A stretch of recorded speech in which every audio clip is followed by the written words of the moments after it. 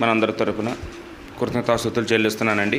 హాజరైనటువంటి నా తోటి సహోదరులకు సోదరీమణులందరికీ ప్రత్యేకమైనటువంటి వందనాలు తెలియజేస్తూ ఉన్నాను. ఈరోజు నేను మారు మనసు అనే అంశాన్ని బట్టి దేవుని యొక్క వాక్యాన్ని చెప్పాలనుకుంటున్నానండి. మారు మనసు అంటే ఏంటండి అర్థం? మనసు మార్చుకోవడం అంటారు. అంటే పాపం నుంచి తొలగి దేవుడి వైపు తిరగడం, పాపం నుంచి తొలగిపోయి దేవుడి వైపు తిరగడాన్ని మారు మనసు అంటారండి. పాపం చేయడం మానేయడం మారు మనసు కాదు, పాపం నుండి తొలగి దేవుడి వైపు తిరగడం. పౌలు గారు అంటారు ఒక సందర్భంలో, దొంగిలే వాడి మీదట దొంగిలేక అక్కరగల వారికి పంచిపెట్టుకు వీలు కలుగు నిమిత్తము తన చేతులతో మంచి పని చేయాలి అని. అంటే దొంగతనం మానేయడం కాదు మారు మనసు, ఆ సమయంలో చేతులతో కష్టపడి పనిచేసి అక్కరగల వాళ్ళకి పంచిపెట్టడం, అది మారు మనసు అన్నాడు అనమాట.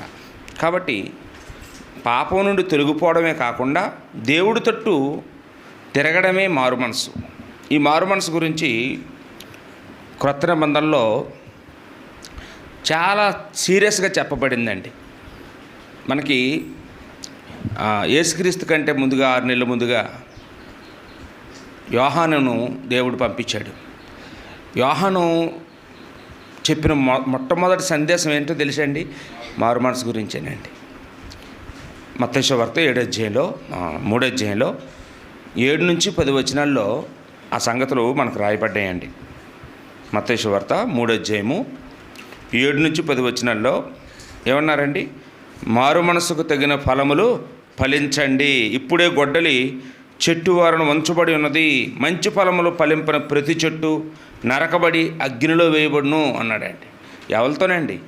తన దగ్గరికి ఎవరైతే బాప్తిసం పొందడానికి వస్తున్నారో అలాంటి వాళ్ళందరినీ కూడా చూసి యోహాను గారు మాట్లాడుతున్నారు. వాస్తవానికి బాప్తిసం పొందడానికి వచ్చిన వాళ్ళని ఎవరు కూడా అలా తిట్టరు.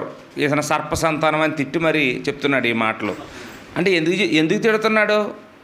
వాళ్ళు మారు మనసు పొంది బాప్తిసం పొందితే తిడుతున్నాడా? మారు మనసు పొందకుండా బాప్తిసం పొందడానికి వస్తే తిడుతున్నాడా?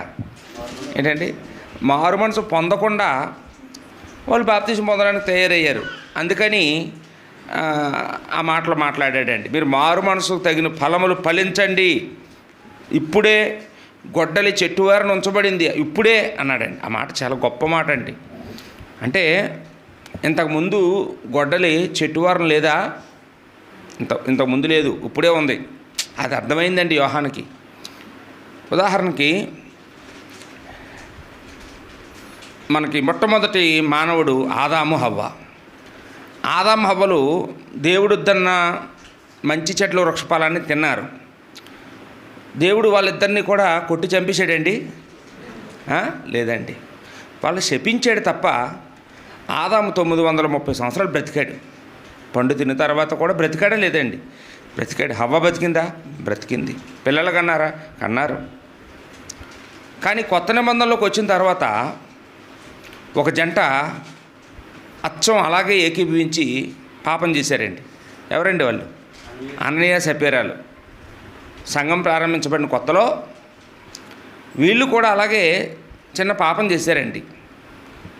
వీళ్ళని కూడా అలాగా దేవుడు ఏదో శపించి శాపనార్థాలు పెట్టి వదిలేశాడమ్మా?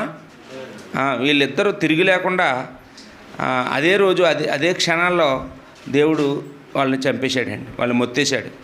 వాళ్ళు భయంకరంగా చంపబడ్డారు. అంటే ఇక్కడ మనం ఆలోచించవలసింది, గొడ్డలి ఇంతకుముందు ఉందా, ఇప్పుడుందా? చెట్టు దగ్గర గొడ్డలి పితృల కాలంలో ఉండేదా, ఇప్పుడుందా? ఇప్పుడుంది. చెట్టువారను గొడ్డలి ధర్మశాస్త్ర కాలంలో ఉందనిపిస్తుందా, ఇప్పుడుందనిపిస్తుందా? ఇప్పుడే ఉందండి. అది చెప్పాడండి యోహాను గారు. ఇప్పుడే గొడ్డలి చెట్టువారన ఉంచబడి ఉన్నది. మారు మనసు పొందకపోతే, మీరు మారు మనసు తగిన ఫలాలు ఫలించకపోతే, ఇదిగో మీరు మంచి ఫలాలు మీరు ఫలించకపోతే మీరు నరకి వేయబడతారు, అగ్నిలో వేయబడతారు అనే గొప్ప ప్రసంగాన్ని ఇక్కడ చేయడం చూస్తాం. యేసుప్రభు కూడా మారు మనసు గురించి ధారాళంగా బోధించారు. మీరు మారు మనసు పొందకపోతే మీరు ఎలాగ నశించిపోతారు అని గొప్ప హెచ్చరిక మాటలు యేసుప్రభు చెప్పడం కూడా మనం చూస్తూ ఉన్నామండి. అంటే ఈ అననీయ సపారా గురించి ఒకవేళ మీరు తెలుసుకుంటే అపోస్తలుల కార్యం 5వ అధ్యాయంలో 1 నుంచి 5 వచనాల్లో మనం ఈ సంగతిని ఆలోచించబోతూ ఉన్నామండి. కాబట్టి మారు మనసు అనేది దేవుడు అన్ని కాలాల్లోనూ కోరుతున్నాడండి. అన్ని కాలాల్లోనూ ప్రతి మనిషి మారు మనసు పొందాలి. ఒకసారి కాదు పొందవలసింది ఏంటి అంటే బాప్తీసానికి ముందే మారు మనసు పొందాలి, ఇంకా తర్వాత అక్కర్లేదనుకోకండి. బ్రతికినంత కాలం ఏంటండి మనకి తెలియని విషయాలు దేవుడు తెలియజేస్తూ ఉంటే ఆ తెలుసుకుంటున్న మనం దిద్దుకుంటూ ఉండాలి. బ్రతికినంతకాలం నేర్చుకునేవాడుగా, ఒక విద్యార్థిగా క్రైస్తవుడు ఉండాలండి. నాకంతా తెలుసు, నాకు ఎవరు చెప్పక్కర్లేదనే ఆ స్థితిలో మనం ఎప్పుడు ఉండకూడదు. మనం ఎప్పుడు బ్రతికినంత కాలము నేర్చుకునే విద్యార్థిగా మారు మనసు పొందుతూనే మనం జీవించాలని మనకు బైబిల్ బోధిస్తూ ఉందండి. ఈరోజు అలాగా మారు మనసు పొందినటువంటి ఒక వ్యక్తి గురించి మనం ఆలోచించబోతూ ఉన్నాం. బైబిల్లో చాలామంది ఉన్నారు, ఎవరి గురించి అని చెప్పుకోవచ్చు. అయితే నేనైతే యాకోబు గురించి చెప్తూ ఉన్నానండి. పితరులు యుగంలో దేవుడు నేను అబ్రహాము దేవుడును, ఇస్సాకు దేవుడును, యాకోబు దేవుడిని అన్నాడు. కాబట్టి ఆ యాకోబు ఎలాగ మారు మనసు పొందాడో ఇక్కడ మనం ఆలోచన చేయబోతూ ఉన్నామండి. యాకోబు గురించి మనం ఆలోచించేస్తే ఆదికాండంలో 50 అధ్యాయాలు నిడివి కలిగినటువంటి పుస్తకం ఆదికాండం. సృష్టి ప్రారంభం మొదలుకొని యాకోబు వరకు 25 అధ్యాయాల్లో ఈ చరిత్రలన్నీ రాయబడ్డాయండి. కానీ ఒక్క యాకోబు గురించే 25 అధ్యాయం నుంచి 50 అధ్యాయం వరకు అంటే 25 అధ్యాయాలు ఒక యాకోబు చరిత్ర ఉందండి. అంటే యాకోబుకి దేవుడు గొప్ప స్థానం ఇచ్చాడు కదండి. బైబిల్లో ఎవరికి అన్ని అధ్యాయాలు లేవండి. ఒక వ్యక్తి జీవిత చరిత్ర 25 అధ్యాయాల్లో, ఇప్పుడు ఒక పుస్తకం 50 అధ్యాయాలు అంటే అందులో 25 అధ్యాయాలు ఒక వ్యక్తికి కేటాయించాడంటే దేవుడు, అతను సామాన్యమైన వ్యక్తి కాదండి. అందుకే ఈరోజు నేను ఆయన గురించి చెప్పడానికి ముందుకు వస్తూ ఉన్నానండి. యాకోబు యొక్క పుట్టుక గురించి మనం చదువుకుంటే ఆదికాండం 25 అధ్యాయంలో 21వ వచనం నుంచి మనం ఆయన గురించి ఆలోచన చేయొచ్చు. మనకి ఇస్సాకు, రెబకా వాళ్ళిద్దరి గురించి బాగా తెలుసండి. వీళ్ళు ఎవరండి? అబ్రహాము యొక్క సంతానం, అంటే కుమారుడు కోడలు. అబ్రహాము కుమారుడు ఇస్సాకు భార్య రెబకా. అబ్రహాముకి ఎలాగైతే ఆలస్యంగా పిల్లలు పుట్టారో ఇస్సాకుకి కూడా దాదాపు 60 సంవత్సరాల వయసు వచ్చే వరకు పిల్లలు లేరండి. పెళ్ళయి చాలా కాలం పిల్లలు లేరు. అబ్రహాం మాత్రం తగిన వయసులోనే వివాహం చేశాడు. కానీ ఇస్సాకుకి మాత్రం 60 ఏళ్ళు వచ్చే వరకు కూడా సంతానం లేరండి. అప్పుడు దేవుడు రెబకాని, ఇస్సాకుని ప్రేమించి వాళ్ళకి గర్భఫలం ప్రసాదించాడు. అంటే దేవుడు ఎప్పుడు చక్రవడ్డీలతోని, భూచక్ర వడ్డీలతోని ఇస్తాడన్నట్టు ఇక్కడ ఆలస్యమైతే అయింది కానీ డబల్ ఇచ్చాడండి. రెబకాకి, ఇస్సాకుకి దేవుడు సంతానం ఒకేసారి ఇద్దరిని కవలలను ఇచ్చాడండి. వాళ్ళ గురించి రాయబడిన మాటలు మనం చూస్తే దేవుడు అంటే ఇప్పుడంటే తల్లి గర్భంలో బేబీ ఎలా ఉందో స్కానింగ్లు చేస్తే కానీ తెలియదండి. కానీ ఆ రోజు ఏ స్కానింగ్లు లేవు. దేవుడే మాట్లాడి చెప్పేవాడు అనమాట. తల్లి గర్భంలో ఉన్న బిడ్డ గురించి దేవుడే ముందుగా భవిష్యత్తు జ్ఞానం తెలిసినవాడు కనుక దేవుడు వాళ్ళ గురించిన సంగతులు రెబకాకి చెప్పడం అనేది అక్కడ మనం చూస్తూ ఉన్నామండి. 27వ అధ్యాయంలో 1వ వచనంలో మనం చూస్తే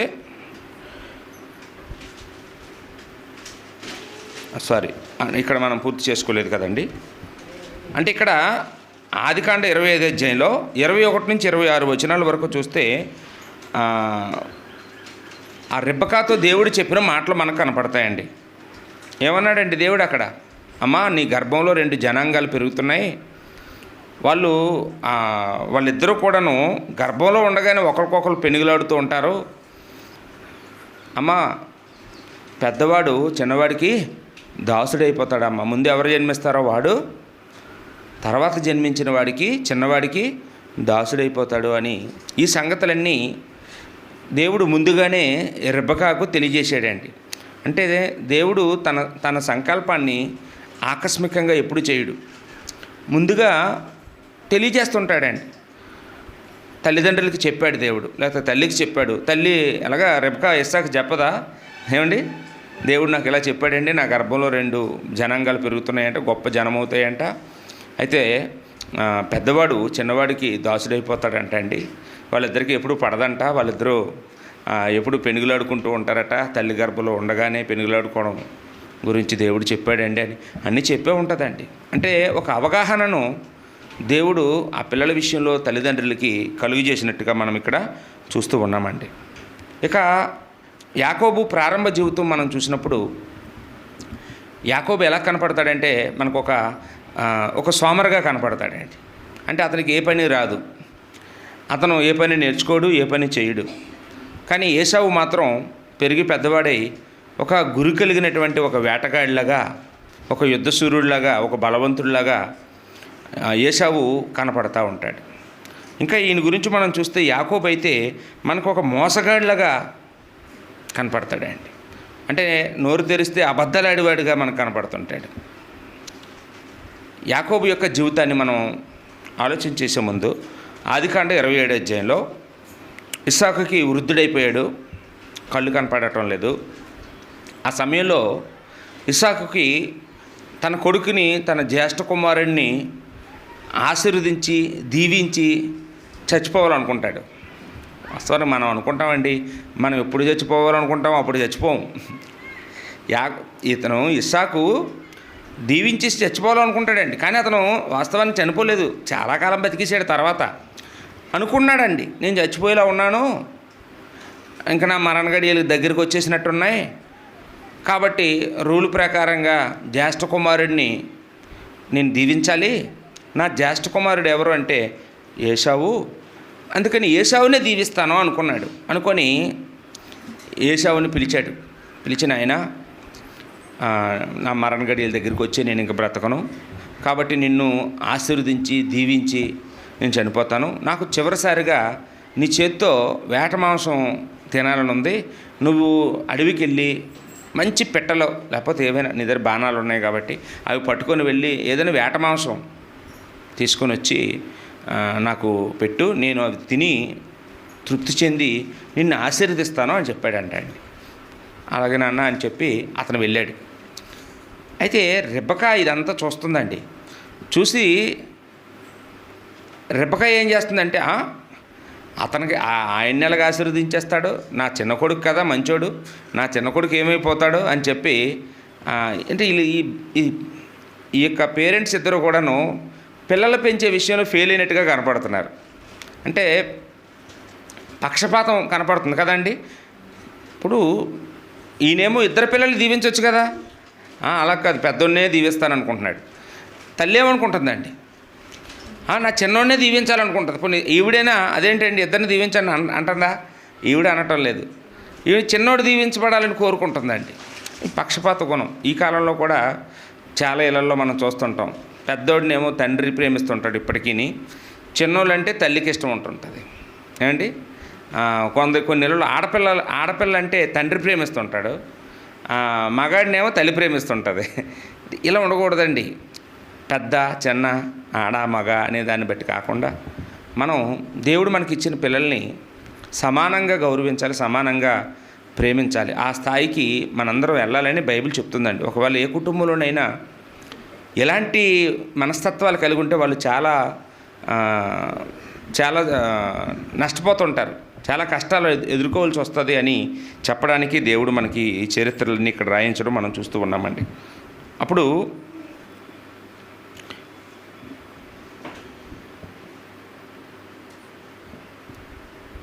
ఇందాక మనం దేవుడు చెప్పిన వాగ్దానం ఆదికాండం 25వ అధ్యాయం 23వ వచనంలో ఉందండి.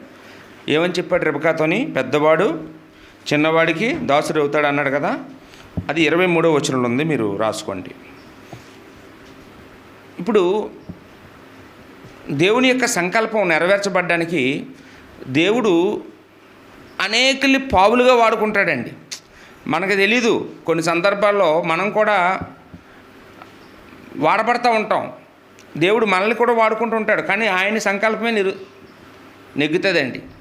ఏది చేసినా ఆయన మెప్పు కోసమే దేవుడు ఏర్పాటు చేస్తుంటాడు. మనందరమీ కూడా తెలియకుండానే ఆ దేవుని యొక్క చిత్తాన్ని, దేవుని యొక్క సంకల్పాన్ని నెరవేర్చబడ్డానికి వాడబడతా ఉంటాం. ఇక్కడ కూడా అదే జరిగింది. ఇప్పుడు దేవుడు ఎవరిని ప్రేరేపించాడంటే తన సంకల్పాన్ని నెరవేర్చడం కోసం రిబకాని ప్రేరేపించాడండి. ఇప్పుడు ఈవిడ ఏం చేసిందంటే ఎంతకు తెగించిందంటే యాకోబుని పిలిచిందట. 27 అధ్యాయం 6వ వచనంలో పిలిచి, నాయనా నువ్వు ఎలాగైనా నీ తండ్రి చేత నువ్వు ఆశీర్వదించబడాలి, నేను చెప్పినట్టల్లా నువ్వు వినాలి, నేను చెప్పినట్టల్లా నువ్వు చెయ్యాలి. మీ అన్న ఆశీర్వదించబడ్డానికి వెళ్ళలేదు, నువ్వు ఆశీర్వదించబడాలి. అప్పటికే ఏసావు చిక్కుడుకాయ కూరకి జ్యేష్ఠత్వాన్ని అమ్మేసుకున్నాడు. అప్పటికే అమ్మేసుకున్నాడు. అది ఆదికాండం 25 అధ్యాయంలో 33వ వచనం నుంచి 34వ వచనం వరకు మనకి రాయబడిందండి. ఒకరోజు బాగా ఆకలితో వచ్చాడంట ఏసావు. ఏదో కష్టపడి వేటాడి అలసిపోయి వచ్చి ఉంటాడు. వచ్చేటప్పటికి ఇంట్లో భోజనం లేదు. ఈ యాకోబేమో ఏ పని పాట ఏముండదు, ఇంట్లో ఉంటాడు కదా. అతను ఏం చేస్తాడంటే ఈ కూరలు అవి రెడీ చేస్తుంటాడు అనమాట. ఆడవాళ్ళు చేసే పని చేస్తుంటాడు. అప్పుడు చాలా ఆకలిగా ఉంది తమ్ముడు, నాకు ఏది ఉంటే అది పెట్టు, ఈరోజు నేనేం తేలేదు, నాకేం దొరకలేదు, నాకు భోజనం పెట్టంటే నేను పెట్టను, ఇది నాకు అంటున్నాడు ఆయన. అప్పుడు ఏసావు, నీకేం కావాలో చెప్పరా, నేను ఇస్తాను, అవసరమైతే నా జ్యేష్ఠత్వాన్ని నేను ఇస్తాను అన్నాడు. అప్పుడు ఆ చిక్కుడికాయ కూరకి ఏసావు జ్యేష్ఠత్వాన్ని అమ్మేసుకున్నాడు. అదేటన్నయ్య జ్యేష్ఠత్వం ఎందుకు నాకు అని అన్నాడండి యాకోబు. అనలేదండి. అంటే ఇదంతా కూడా నీకు ఇందాక చెప్పాను, దేవుడు తన సంకల్పాన్ని తల్లి గర్భంలో ఉండక మునిపే నిర్ణయించాడు. దాన్ని నెరవేర్చడానికి అందరినీ వాడుకుంటాడు. ఈయన జ్యేష్ఠత్వాన్ని అమ్మేసుకోవడం ఏంటి, తండ్రి ఏమో పెద్ద కొడుకుని ఆశీర్వదించాలని కోరుకోవడం ఏంటి, తల్లి ఏమో చిన్న కొడుకుని ఎలాగైనా బాగు చేయాలని కోరుకోవడం ఏంటి, ఇదంతా దేవుని యొక్క సంకల్పాన్ని నెరవేర్చడం అండి. అప్పుడు దేవుడి యొక్క చిత్తాన్ని నెరవేర్చబడ్డం ఎవరు ఆపలేరండి. మనం ఎన్నో అనుకుంటాం, కానీ జరిగేది మనం ఎన్ని తెలిసినా ఏది జరిగినా జరిగేది నీ చిత్తమైన ఏదో పాట పాడతాం మనం. అలాగా దేవుని యొక్క సంకల్పాన్ని ఎవ్వరూ ఆపలేమండి. అదే జరిగింది ఇక్కడ కూడా. మీకు తెలుసో లేదో, దేవుడు ఒక వ్యక్తిని తగ్గించాలంటే ఎలాగైనా తగ్గించేస్తాడండి. అతను ముందుగా పుట్టినంత మాత్రాన అతను గొప్పవాడు అయిపోలేడు, అతను జ్యేష్ఠుడు అయిపోలేడు. ఒకవేళ అతను రెండో వాడిగా పుట్టినంత మాత్రాన అతను తక్కువవాడు అయిపోలేడు. బైబిల్లో మనం చూస్తే అదే యాకోబుకి 12 మంది సంతానం. ఈ 12 మంది సంతానంలో మొదటివాడు ఎవడు అంటే రూబేను. జ్యేష్ఠుడు ఎవడండి యాకోబుకి జ్యేష్ఠుడు రూబేను. ఇప్పుడు యాకోబు చచ్చిపోయే ముందు ఆ రూబేనుని దీవించాలి, ఆ జ్యేష్ఠుడిగా ప్రకటించాలి, ఆశీర్వదించాలి. కానీ ఎవరిని ఆశీర్వదించాడండి? 11వ సంతానమైన యోసేపుని ఆశీర్వదించాడు. యోసేపు తర్వాత యోసేపు కుమారుడిని ఎఫ్రాయిముని ఆశీర్వదించాడండి. నా జ్యేష్ఠ కుమారుడా అన్నాడు. ఎవరిని? ఎఫ్రాయిముని.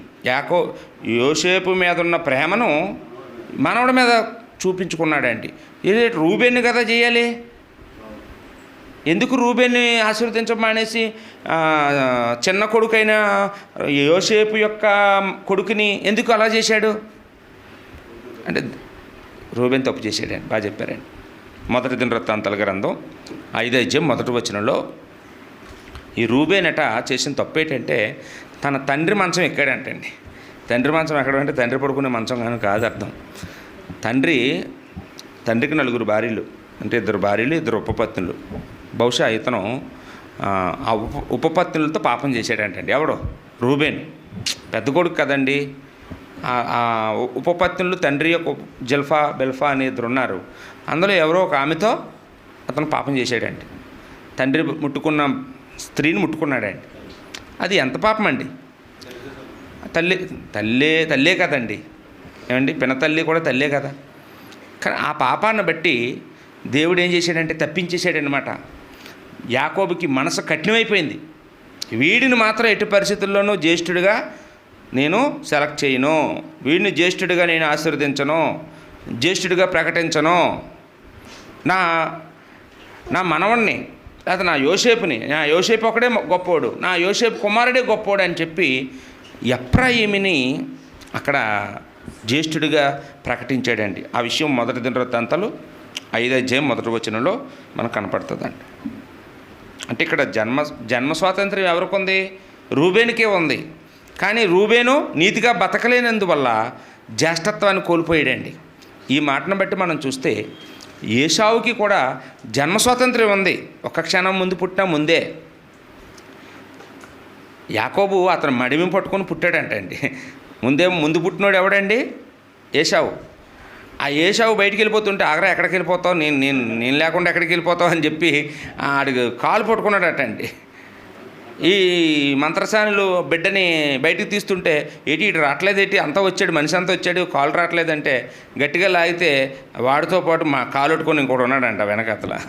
ఏమండి, అమ్మ వీడెంత గనుడా అన్నట్టు పుట్టుకతోనే పోరాటం, పుట్టుకతోనే ఒకరి మీద ఒకరు విజయం సాధించడానికి ఆరాటపడుతున్న వాళ్ళుగా ఈ అన్నదమ్ములు మనకి కనపడుతూ ఉన్నారండి.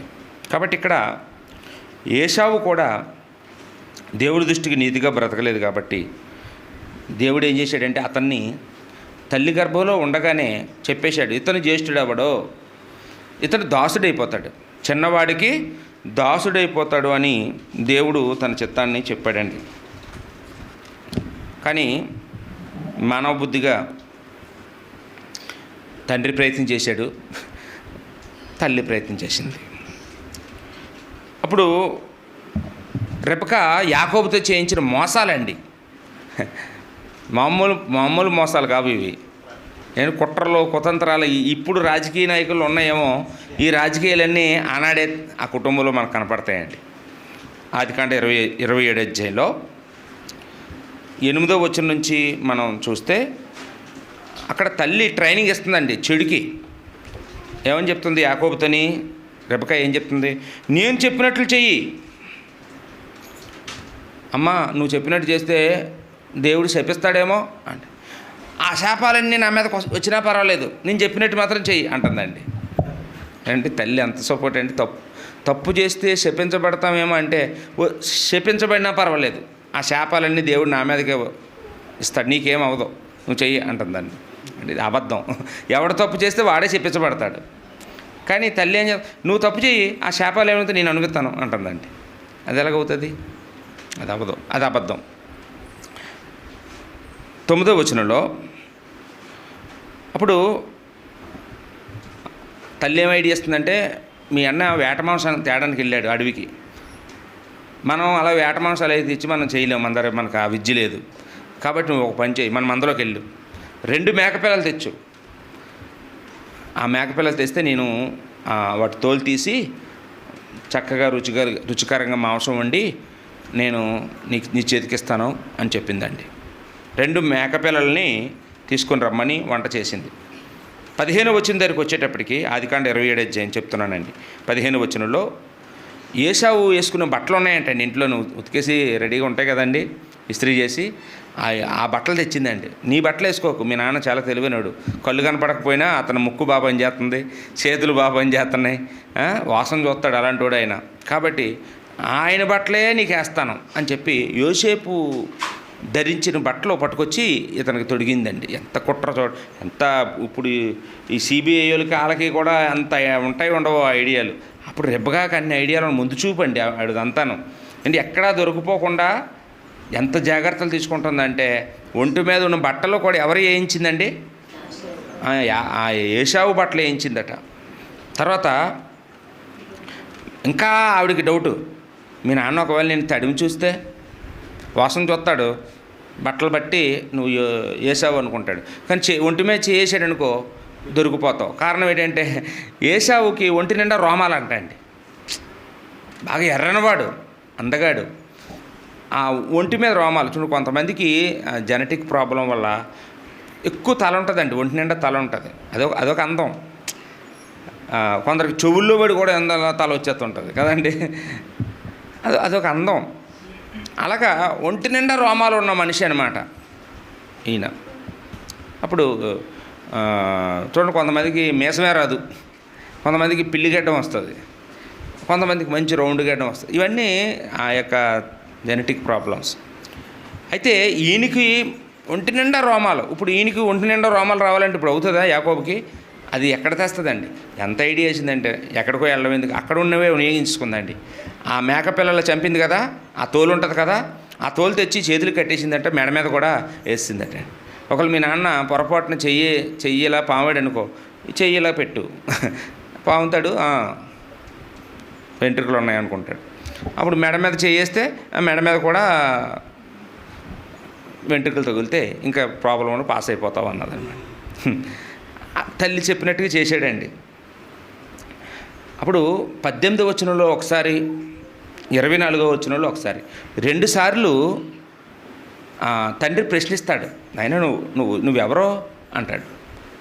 అప్పుడు భయం వేస్తుందండి. ఎందుకంటే గుడ్డుగా నమ్మేలేదు యాకోబు గారు. ఇస్సాకు యాకోబుని గుడ్డుగా నమ్మేలేదు. డౌట్లన్నీ తీర్చుకున్నాడు, అడిగాడు, నువ్వెవరో, నీ వాయిస్ ఏదో తేడా వస్తుంది, నువ్వెవరో అంటున్నాడు. అంటే నేను ఏసావుని అన్నాడు. 2 సార్లు అడిగితే 2 సార్లు కూడా నేను ఏసావుననే చెప్పాడండి. 18వ వచనంలోను 24వ వచనంలోను 2 సార్లు తండ్రితో అబద్ధం ఆడేసాడండి. ఆయన ఏసావు కాదు, కానీ ఏసావునని చెప్పి తండ్రిని మోసం చేశాడండి. 20వ వచనంలోకి వెళ్ళేటప్పటికి ఇంకా తండ్రికి డౌట్ వస్తుంది. ఆయన వేటకెళ్తే అంత పేరు రావే, నువ్వు వేటకెళ్తే చాలా కష్టపడతావు, చాలా పొద్దుపోద్ది, ఇటు నువ్వు ఇలాగా ఇప్పుడే చెప్పాను, అప్పుడే అరగంట అవ్వలేదు, అప్పుడే తెచ్చేవిటి అంటున్నాడు అనమాట. అప్పుడేమన్నాడు తెలుసా? దేవుడి నామాన్ని వాడేసాడండి తన అబద్ధం బతికించుకోవడానికి. దేవుని పేరు వాడాడు. నీ దేవుడే నాకు సాయం చేశాడు అన్నాడు. దేవుడి నామాన్ని వ్యర్థంగా ఉచ్చరించవచ్చండి, అబద్ధానికి అందులోనూ వాడాడండి. ఆనాడు ఆదాము ఎలాగైతే నువ్విచ్చిన భార్య అన్నాడో చెడికి అండి, ఆ మాట అనకూడదు. నా భార్య ఇచ్చిందన్నా బాగున్నావు, నువ్వు అలాంటి దాన్ని ఇచ్చావు అన్నట్టు దేవుడి మీద నిందేసినట్టు ఇక్కడ కూడానండి. ఏమండి, యాకోబు ఎంత మాట వాడాడండి? నీ దేవుడిని యెహోవా నాకు సాయం చేశాడు, అందుకే బేగి తేగలిగాను అన్నాడు. సెంటిమెంటు నిజంగా. మరి యాకోబుకి దేవుడి పేరు ఎత్తితే ఆనందం అన్నమాట. ఇస్సాకుకి దేవుడు సాయం చేశాడంటే ఇంక నమ్మేస్తాడు. నిజమే, దేవుడికి అసాధ్యమైనది ఏముంది? మా నాన్నగారికి 100 సంవత్సరాలప్పుడు నన్ను పుట్టించాడు, ఇంకా దేవుడికి తిరిగి లేదు కాబట్టి ఏమో నీకు సాయం చేసే ఉంటాడు, ఏ జంతువు నీకు బేగ దొరికింది, నువ్వు బేగ తెచ్చావు అనుకున్నాడు అనమాట. తర్వాత 28వ వచనం నుంచి 29వ వచనం వరకు కూడాను ఇస్సాకు యాకోబుని దీవించాడు. అదంతా మీరు చదువుకోండి, నా పాఠం ఇది కాదు, ఇదంతా ఇంట్రడక్షన్గా చెప్తున్నాను అంతే. దీవించాడండి. ఎన్ని రకాలుగా దీవించాలో ఆ భౌతికమైన ఆశీర్వాదాలన్నీ కూడా ఇచ్చేశాడు. ఈ కుమారుడే ఏసావు అనుకొని ఇచ్చేశాడండి. 30వ వచనం నుంచి 40వ వచనం వరకు అప్పుడు ఏసావు అడవి నుండి వేటమాంసం పట్టుకొని వచ్చాడండి. వచ్చిన వెంటనే తండ్రి అని పిలిచాడు. ఎవరు బాబు అన్నాడు. నేను ఏసావుని అంటే, అదేంటి బాబు ఇప్పుడు వచ్చావు, ఇందాక నువ్వు వచ్చావు కదా అంటే, నేను రావడం ఏంటండి, ఇప్పుడే వచ్చానండి, వేటమాంసం పట్టుకుని కష్టపడి మీకోసం వేట తీసుకుని వచ్చాను బాబు, నన్ను దీవించండి నాన్నగారు అంటే, లేదు నాయనా, దీవెనలన్నీ వాడికి ఇచ్చేసాను, ఇంకా దీవెనలు లేవు, శాపాలు తప్ప నా దగ్గర ఒక్క దీవెన కూడా లేదు అని చెప్పి తండ్రి ఎంతో కుమిలిపోయి ఉంటాడండి. ఇలాగ మోసం చేశాను, నా కొడుకే నన్ను మోసం చేశాడని ఎంతో ఇస్సాకు దుఃఖానికి గురయ్యాడండి. ఆ కోపంలో ఏసావు ఒక కఠినమైన నిర్ణయం తీసుకుంటాడు. ఎలాగైనా యాకోబుని చంపేయాలి. మా నాన్నను మోసం చేస్తాడా, నన్ను మోసం చేస్తాడా, వాడు బతకడానికి వీల్లేదు, వాడిని ఈరోజు ఎక్కడ దొరికినా చంపేస్తాను అని తీర్మానం చేసుకున్నాడు. ఈ మాటలు కూడా వింటుంది తల్లి. ఏంటి తల్లి ఏం చేస్తుందండి, ఎప్పటికప్పుడు అన్నీ వినేసి జాగ్రత్త ఆవిడ చేయవలసిన పనులన్నీ చేసేస్తుంది రెబెకా. అప్పుడు వెంటనే 42వ వచనంలో రెబెకా యాకోబుని పిలిచి, నాయనా మీ అన్న నిన్ను చంపేయడానికి డిసైడ్ అయిపోయాడు, ఇంక నేను ఎవరు కాపాడలేరు. వాడు చాలా కోపంతో ఉన్నాడు నీ మీద. కాబట్టి నువ్వు ఒక పని చేయి, నువ్వు హారాన్ అనే ప్రాంతంలో నా కన్నవారు ఉన్నారు, అక్కడికి వెళ్ళిపో. అక్కడ నీకు మేనమా ఉన్నాడు, నిన్ను ఖచ్చితంగా చేర్చుకుంటాడు. ఆయన దగ్గర ఒక 2 ఆడపిల్లలు ఉన్నారు, నీకు నచ్చిన వాళ్ళు పెళ్లి చేసుకో అని చెప్పేసి అన్నది. ఇప్పుడు తల్లి అంటే అయిపోద్ది అనుకున్నారా? ఇంట్లోని తండ్రి కూడా ఒప్పుకోవాలి కదా. తండ్రిని ఎలా ఒప్పించింది తెలుసా? తండ్రి దగ్గరికి వెళ్ళింది, ఏమండి ఈ ఊరు ఈ కనాన ప్రాంతం వాళ్ళు మంచోళ్ళు కాదు, మన పెద్ద కొడుకు ఆల్రెడీగా 2 తెచ్చాడు, వాళ్ళతోనే పడుతున్నాం, ఈ ప్రాంతం మంచిది కాదు, అన్యులు మనం పెళ్లి చేసుకోవడం కరెక్ట్ కాదు. ఇదిగో మన మన మన చిన్నోడికైనా విశ్వాసులు ఇచ్చి పెళ్లి చేద్దాం, అక్కడ పంపిస్తాను. మీరు ఇక్కడ ఉంటే ఇద్దరు ఒకరికొకరు కొట్టుకొని ఇద్దరు చచ్చిపోతారు. 2 కొడుకుల్ని పోగొట్టుకుంటారా, లేకపోతే ఒకడైనా శుభ్రంగా ఎక్కడో బ్రతికేలాగా చేస్తారా అని అంటేప్పటికి ఏమైపోయాడండి. ఇంత కోపంతో ఉన్న ఇస్సాకు కూడా కన్విన్స్ అయిపోయాడండి. తీసిరా అన్నాడు. తీసిరమ్మంటే తీసుకొచ్చిన తర్వాత ఇస్సాకు రెబెకా ఇద్దరూ కలిపి యాకోబుని దీవించారండి. మళ్ళీ రెండోసారి దీవులు, బాబు అక్కడికి వెళ్ళి అన్యులు ఎవరో పెళ్లి చేసుకోకు, అమ్మ చెప్పినట్టు విను, అక్కడ మీ మేనమామ పిల్లల్నే నువ్వు పెళ్లి చేసుకో అని చెప్పి దీవించి పంపించాడండి. ఈ సంగతులన్నీ 28 అధ్యాయాలు ఉన్నాయండి. 28 అధ్యాయం 1 నుంచి 5 వచనాల్లో మీరు చదవండి. ఇస్సాకు కూడా కన్విన్స్ అయిపోయాడు, యాకోబుని దీవించి ధైర్యంగా వెళ్ళి బాబు అని చెప్పాడు. అప్పుడు తల్లి అంటది, బాబు నేను నీకు చెప్పే వరకు నువ్వు రావద్దు, మీ అన్న కోపం చల్లారే వరకు రావద్దు అని గట్టిగా చెప్పి పంపించిందండి. ఆ సంగతులు అక్కడ మనం చూస్తాం. అది ఎక్కడ ఉంటుంది? అక్కడ 45వ వచనంలో చూస్తామండి. 27 అధ్యాయం 45వ వచనంలో, హారానికి వెళ్ళినైనా నీ అన్న కోపం చల్లారిన తర్వాత నేనే మళ్ళీ నీకు చెప్తాను. ఇప్పుడు భాషలోనైతే నేను ఫోన్ చేస్తాను వద్దుగాని అన్నట్టు ఉంది కదండి. నువ్వు వెళ్ళు, నేను చెప్పిన తర్వాత ఈ కోపం చల్లారాక నేనే నీకు కబురెడతాను, అప్పుడు వద్దుగాని, అప్పటి వరకు అక్కడే ఉండు నువ్వు అన్న. సరే అమ్మా అని చెప్పేసి అమ్మ నాన్న కూడా ఇద్దరు చెప్పారు కాబట్టి ఇద్దరు పర్మిషన్తో యాకోబు బయలుదేరాడండి, హారాను ప్రాంతానికి బయలుదేరాడు. అప్పుడు 10వ వచనం దగ్గరికి వచ్చేటప్పటికి 28 అధ్యాయం 10వ వచనం నుంచి 15వ వచనం వరకు ఆ ప్రయాణం చేస్తుండగా ఒక ప్రాంతానికి వచ్చేటప్పటికి చీకటి పడిందండి. అంటే ఇప్పుడులాగా బస్సుల మీద ట్రైన్ల మీద కాదు కదా, నటక అయితే గాడిదల మీద వెళ్తారు. అప్పుడు అక్కడికి వెళ్ళేటప్పటికి చీకటి పడేటప్పటికి ఒక రాయి ఏదో దొరికిందట, రాయి తల కింద పెట్టుకొని పడుకున్నాడండి. ఎక్కడైతే పడుకున్నాడో ఏదో ప్లేస్ చూసుకున్నాడు, పడుకుంటే ఆ రాత్రి అతనికి అంటే ఒక పక్కన ఎక్కడ మా అన్నయ్య వచ్చేస్తాడో భయం.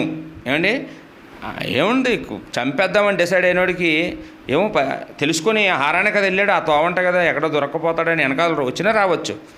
ఇలా భయంతో పడుకున్నాడు, కళ్ళకి వచ్చాయో. మనకు ఎప్పుడైనా భయం వేసినాడు నిద్రే పట్టదు, కానీ ఈయన చూడండి కళ్ళ కూడా కంటున్నాడండి. ఆ కళ ఒకవేళ అలాంటప్పుడు మనకు కళ వస్తే ఎలాంటి కళ కోరుకుంటామండి. అంటే ఒకడు దాడి చేసినట్టు, దేవుడేమో అడ్డేసినట్టు, దేవుడు కాపాడేసినట్టు అలాంటి కళ్ళు వస్తే చాలా ఎంజాయ్ చేస్తాం. కానీ ఈయనకి కళ్ళలో భూమికి ఆకాశానికి ఒక పెద్ద నిచ్చెన వేయబడినట్టు, ఆ నిచ్చెన మీద నుండి దేవదూతలు దిగుతూ ఎక్కుతూ ఉన్నట్టు కనపడుతుంటుందండి. కానీ ఏం అర్థమవుతుందండి ఆ కళ మనకు. మీరు ఎవరినైనా అడగండి ఏంటిదండి ఈ కళ ఏంటిదండి అంటే ఎవడు చెప్పడం, ఇప్పటికీ అర్థం కాని కళ అండి అది. వాస్తవానికి ఆ కళ ఏంటో తెలుసండి, అది యేసుప్రభు గురించి అండి. క్రొత్త నిబంధనలో యోహాను సువార్త 1వ అధ్యాయం 51వ వచనం చూడండి. యోహాను సువార్త 1:51లో అది స్వయంగా యేసుప్రభే చెప్పాడండి.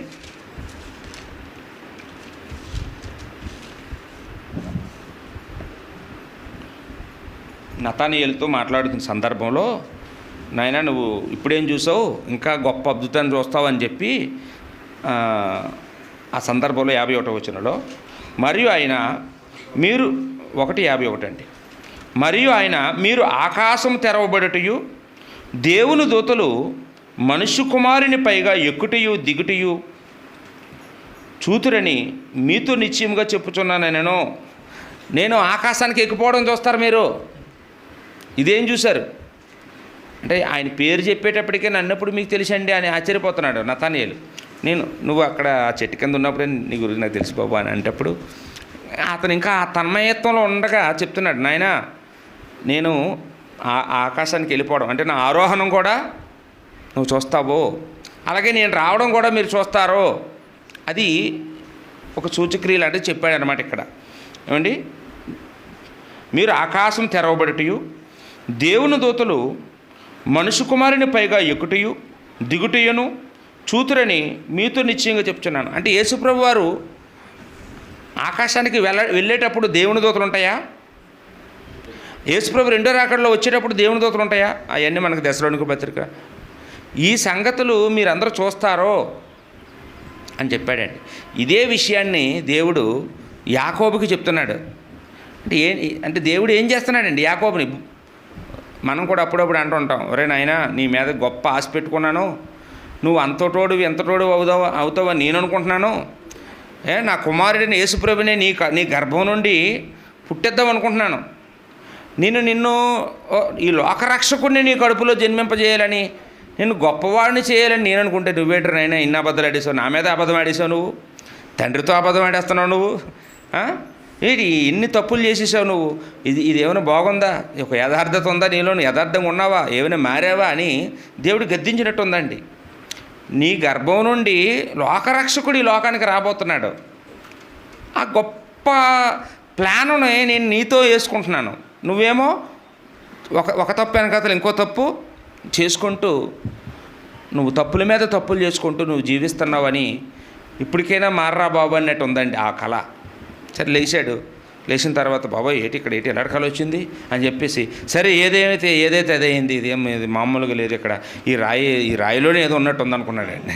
ఏమండి, ఆ తలగాడి పెట్టుకున్న రాయిని పట్టుకొని ఇది మామూలు ప్లేస్ కాదు, ఇది ఖచ్చితంగా దేవుడి యొక్క మందిరమే నువ్వు అనుకొని దానికి ఒక పేరు పెట్టేశాడండి. అక్కడ మహానయీము అని పేరు పెట్టేశాడంట.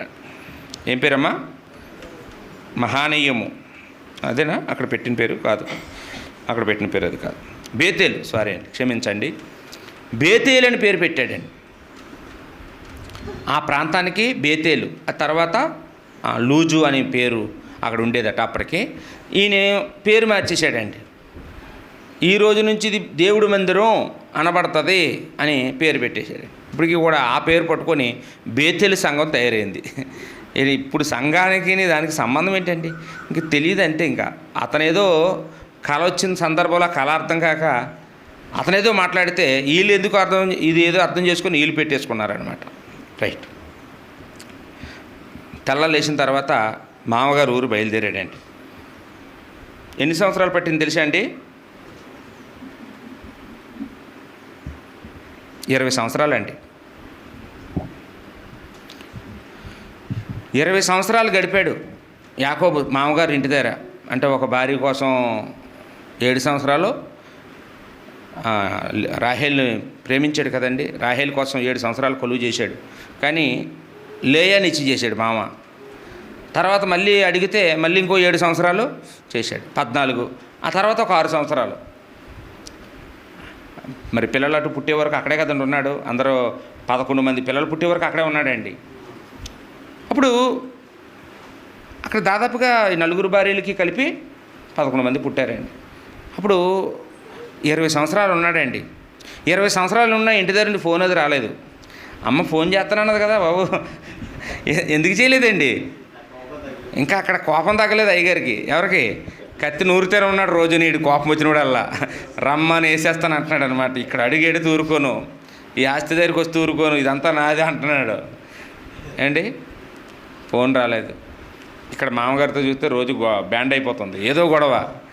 మామగారి ఇంట్లో అల్లుడు ఉంటే ఎలా ఉంటుందండి? ఏదో గొడవ. ఉన్నన్నాళ్ళు బాగున్నాడు. ఎప్పుడైతే యాకోబు కొంచెం అభివృద్ధి అవుతున్నాడో మామగారికి అసూయ వచ్చేస్తుంది. వీళ్ళిద్దరికీ పడటం లేదు. ఇక్కడ ఉండొద్దు, పద వెళ్ళిపోదాం, ఈ ఊరొద్దు అనేసి, నేను కావాలా మీ నాన్న కావాలి తేల్చుకోండి అనేసాడు. మొత్తం బయలుదేరేశారు. ప్యాకప్ మొత్తం ఫ్యామిలీ అందరూ బయలుదేరి వచ్చేసారండి. అప్పుడు మనం ఇక్కడ ఆలోచన చేస్తేనండి, యాకోబుకి ఏంటండి ఇన్ని కష్టాలు? ఈ 20 సంవత్సరాల కష్టాలా కాదండి? కష్టాలేనండి. ఈ 20 సంవత్సరాలు శ్రమలే.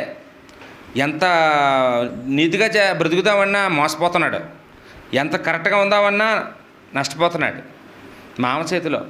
ఏమండి అంటే దీన్ని ఏమంటారంటే కర్మ అంటారండి. కర్మ అంటే మనం దాన్ని ఏమంటాం అంటే మనం చేసినటువంటి పాపానికి దోషశిక్ష ఉంటుంది.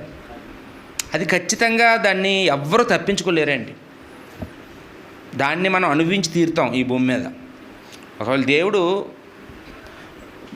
మనం చేసిన పాపాన్ని బట్టి ఇక్కడ దోషశిక్ష అనుభవిస్తే దేవుడు క్షమించి పరలోకాన్ని ఇస్తాడేమో, కానీ దోషశిక్ష మాత్రం అనుభవించి తీరుతామండి. ఇప్పుడు మనం ఉదాహరణకి మనం ఏదో తప్పు చేసామండి, పోలీసులు దొరికాం. పోలీసులు సారీ అండి ఇంకెప్పుడు చేయనంటే వదిలేస్తారా? సరే బాబు ఈ 5 సంవత్సరాలు జైల్లో అనుభవించే తర్వాత కావాలంటే మానేదిగానే అంటారు. దోషశిక్ష ఉంటుంది. నువ్వు క్షమాపణ వేడుకో, నువ్వు తప్పు చేసినా ఒప్పుకో, ఏం చేసినా శిక్ష అంటూ అనుభవించవలసిందే ఈ భూమి మీద ఎవరైనా సరే. కానీ శిక్ష తప్పదు. దావీదు అనుభవించాడా శిక్ష? అనుభవించాడండి. చేసిన తప్పుకి శిక్ష అనుభవించేసాడండి, కానీ దేవుడు క్షమించాడు. పరలోకంలో మాత్రం దేవుడు క్షమించాడు, కానీ భూమి మీద మాత్రం శిక్ష తప్పదు చేసిన తప్పు పాపానికి. అది ఇక్కడ మనం చూస్తుంటామండి. ఇతను మేకల్లా చంపేసి తండ్రికి భోజనం పెట్టి తండ్రిని మాయ చేశాడు, నమ్మించేశాడు, తండ్రిని మోసం చేసేసాడు కదండి. దేవుడేం చేశాడండి? అదే మేకలు పట్టుకొచ్చి ఏమంటే యాకోబుని కొడుకులు మోసం చేశారండి. యోసేపుని అమ్మేసుకున్నారు కదండి. యోసేపుని అమ్మేసి వాళ్ళకి ఏం ఐడియా వచ్చిందంటే యోసేపు బట్టలు ఇప్పేసి ఒక మేకని చంపేసి దాని రక్తాన్ని ఈ బట్టలకు రాసేసి, నాన్న తమ్ముడిని పులి తినేసింది, ఇది నీ కొడుకుతో కాదో నువ్వే చూసుకో బట్టలు. అక్కడ మేకని చంపేసే తండ్రిని మోసం చేశాడు. ఇది వేటమాసం అన్నాడు. ఇక్కడికి వీళ్ళు ఏం చేశారండి? అదే తండ్రిని అంటే ఆ యాకోబుని కొడుకులు ఏం చేశారు? అదే మేకనే ఆలు పట్టుకొచ్చి ఇది యోసేపు రక్తం అన్నారండి, నమ్మించేశారండి. మనం ఏది విత్తుతామో అదే పంట కోస్తాం, ఖచ్చితంగా ఏదో రోజు తప్పదండి. అదేవిధంగా మనం చూసినప్పుడు అంటే ఈ సంగతి మనకి ఎక్కడ కనపడుతుంది అంటే ఆదికాండం 37 అధ్యాయం 31లో కనపడుతుందండి. యాకోబుని అదే మేక రక్తంతో మోసం చేసిన కొడుకుల గురించి. ఇక్కడేమో తండ్రిని మోసం చేశాడు, మేకలు పట్టుకెళ్ళి అదే మేక రక్తం పట్టుకొచ్చి అదే తండ్రిని మోసం చేసిన కొడుకులు అక్కడ మనం చూస్తున్నామండి. అదేవిధంగా యాకోబు నేనే ఏశావుని అని 2 సార్లు అబద్ధం ఆడాడు కదండి. నేనే ఏశావుని, తండ్రితో పచ్చి అబద్ధం ఆడేశాడండి. ఇక్కడ లాబాను కూడా ఏం చేశాడండి? లేయని కూర్చోబెట్టి ఇదే రాహేలు అన్నాడు. అర్థమవుతుందండి? ముసుగేసేసి నువ్వు బాగా ప్రేమించావు కదా బాబు, ఇదిగో నా చిన్న కూతురు ఇదే, రాహేల్ ఇదే అని చెప్పేసి గుడ్డుగా నమ్మించేసాడండి. ఏం మేకప్ వేసాడో మొత్తానికి, హైట్ సరిపోతే చెప్పులు వేసాడు, ఏమండి జడ సరిపోతే సగరం పెట్టాడు, ఏదో చేసాడు మొత్తానికి. పై చూసి ఇది రాహేల్ అన్నట్టుగా నమ్మించాడండి. మోసం. ఇక్కడ తండ్రిని అలాగే నమ్మించాడు కదండి, నానా గెటప్లు వేసి. ఇక్కడేమో అక్కడ కూడా అతను గెటప్లు ఎన్ని వేసి యాకోబు మోసపోయేలా చేసాడండి. దాన్ని అందుకే మేము అదే అన్నానండి, దోష శిక్ష. మనం చేసిన తప్పుకి శిక్ష అంటూ అనుభవించేస్తామండి. యాకోబు అన్నీ అలాగే చేసినవన్నీ అతను ఏటేటి చేశాడో దేవుడు అవన్నీ అతనికి కూడా బుద్ధొచ్చేలాగా చేశాడండి. చిక్కుడికాయ కూర పెట్టి అన్నయ్య దగ్గర జ్యేష్ఠత్వాన్ని కొట్టేశాడు కదండి చిక్కుడికాయ కూరతో. లాభాన్ని ఏం చేశాడండి? ఏమండి 14 సంవత్సరాలు కొలువు చేయించుకొని కూతుర్లు ఇచ్చాడు. నీ అన్నకి ఒక పూట కూర పెట్టినందుకు అతని దగ్గర జ్యేష్ఠత్వపు హక్కుని ఇస్తే కానీ నువ్వు కూర పెట్టలేదు. ఇప్పుడు ఈ మామగారు ఏం చేశారండి? ఏమండి నా కూతుర్ని ఇవ్వాలంటే నువ్వు 8 సంవత్సరాలు పని చేయాలి. పెద్ద కూతురు పెళ్లి చేసుకోవడానికి ఒక 7 సంవత్సరాలు అయిపోయింది. లేదు ఇది కాదు నాకు చిన్న పాప కావాలంటే ఆమె కోసం మరో 7 సంవత్సరాలు. మొత్తం ఎన్ని సంవత్సరాలమ్మా? 14 సంవత్సరాలు కొలువు చేశాడండి. ఫ్రీగా. కొలువు అంటే ఏంటి? డబ్బులు తీసుకోకుండా, జీతం లేకుండా, వెట్టి చాకరీ అంటారు కదండి, అలాంటి వెట్టి చాకరీ, బానిస. బానిస బ్రతుకు, పెట్టింది తిని కుక్కురుమని కూర్చొని ఉన్న రకం అనమాట. తర్వాత బాధ అనిపించిందా, లేదు వేరే కాపురం పెట్టుకుంటానని వేరే ఏడు తర్వాత నాకు ఎంతో జీతం నిర్ణయించండి, ఏటిదండి ఇది నాకు పిల్లలు కూడా పుడుతున్నారు, ఇంకా నీకు ఎలా ఉండడం నాకు ఇష్టం లేదు. తర్వాత బయటకు వచ్చాడండి. అర్థమైందండి. ఒక పూట అన్నం పెట్టలేదు అన్నయ్యకి ప్రతిఫలం ఇస్తే కానీ. ఇక్కడ ప్రతిఫలం ఎంత ప్రతిఫలం పోయిందండి, 14 సంవత్సరాలు ప్రతిఫలం పోయింది. శిక్ష అంటే అదేనండి, చేసిన పాపానికి శిక్ష ఎలా ఉంటుంది, విత్తు కొంచెమే ఉంటుంది, కోత విస్తారంగా ఉంటుంది. ఇక్కడేమో ఒక పూట అన్నమే ఇచ్చాడు, అక్కడ మాత్రం 14 సంవత్సరాలు పనిచేయవలసి వచ్చిందండి భోజనం కోసం. 14 సంవత్సరాలు పనిచేయవలసి వచ్చింది, భోజనం తప్ప ఏం లేదు. అదే ప్లేటు భోజనం కోసం 14 సంవత్సరాలు బతికాడు అక్కడ, భోజనం తప్ప ఏం లేదు. ఎంత శిక్ష ఉంటుందో మనకి ఇక్కడ అర్థమవుతుందండి. మీకు బైబిల్లో మనం చూసినప్పుడు ఇలాంటివి చాలామంది విషయాలు కనపడుతుందండి. మీరు ఫరో గురించి మనకు తెలుసు కదండి. మోసే జన్మించినప్పుడు ఫరో ఏం చేస్తాడు, 2 సంవత్సరాల లోపు పిల్లలందరినీ చంపించేసి నైల్ నదిలో పడేయించేస్తాడు. ఏ నీళ్ళలోనైతే దేవుని పిల్లల్ని చంపేసి పడేసాడో ఆ ఫరో సైన్యం అంతా కూడా నీళ్ళలోనే చచ్చారు. చూసారండి ఎంతమంది అండి, 600 రథాలంట. ఇంకా సైనికులందరూ రథాలు 600 ఉంటే ఎర్ర సముద్రంలోకి వెళ్ళిన రథాలు 600 సంఖ్య. సైన్యం ఎన్ని వేలు ఉంటాయి, ఒక్కో రథానికి ఎంతమంది ఉంటారు ఏమండి. ఫరో సైన్యం అంతా కూడా నీళ్ళలోనే చచ్చేలాగా దేవుడు స్కెచ్ చేసాడండి. దేవుడి పని అలాగే ఉంటుంది. మనం ఏం విత్తుతామో అదే పంట కోస్తాం. బైబిల్లో చాలా విషయాలు మనం మాట్లాడుకుంటే మనకి ఈ సంగతులన్నీ మనకు అర్థమవుతుంటాయండి. అచ్చం యాకోబు కూడా ఇలాగే తాను ఏటేటైతే చేశాడో అవే అతను పొందుకున్నాడండి. అవే ప్రతిఫలాలు. ఎన్ని సంవత్సరాలండి పొందాడు ఇలాంటి కష్టాలన్నీ? ఎన్ని సంవత్సరాలు? 20 సంవత్సరాలు. 20 సంవత్సరాలైనా అమ్మ ఫోన్ చేయట్లేదు ఏమండి, ఈ ఊర్లో ఉండడం ఇష్టం లేదు. ఏది దేవుడికి దూరం అయిపోయాను, నాకేంటి ఈ మేకలు, ఈ గొర్రెలు, ఈ గాడిదలు, ఒంట్లు, ఈ సంపాదన తప్ప, ఈ పిల్లలు తప్ప నేను అన్నీ కోల్పోయాను. అక్కడ ఉంటే నేను చాలా బాగుండేవాడిని, నేను అన్నీ కోల్పోయాను. నాకు ఎందుకు ఇదంతా, నాకు ఎందుకు అసలు ఈ ఆస్తి ఎందుకు నాకు, నేను వెళ్ళిపోతాను, ఇక్కడ ఉండను తీర్మానించేసుకున్నాడు. మామతో గొడవ పెట్టేసుకున్నాడు. ఈ ఊర్లో ఉండొద్దు, నీదేదైనా ఉంటే పట్టుకుపో, నీది మాకు అక్కర్లేదు, నేను నా భార్యని పిల్లల్ని నా ఆస్తిని పట్టుకొని పోతున్నాను అని చెప్పేసి ఆ ఊరు వదిలిపెట్టేసి వచ్చేసాడంటే.